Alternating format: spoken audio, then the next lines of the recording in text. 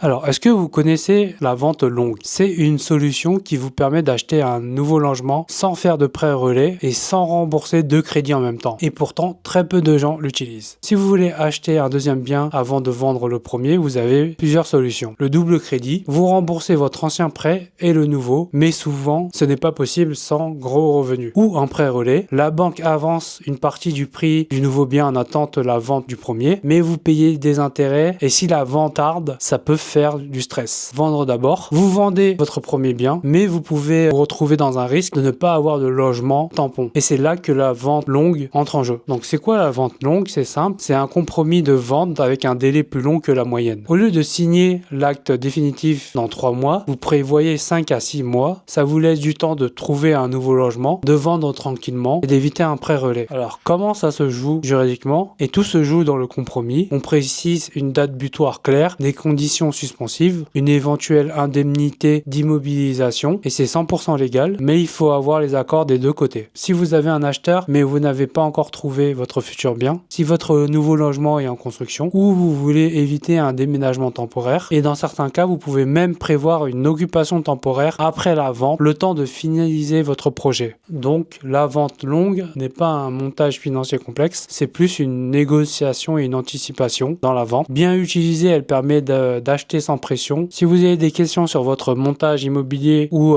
divers compromis, vous pouvez les demander sur omea.tech. Donc, est-ce que vous choisirez une vente longue ou plutôt vous partirez sur un prêt relais?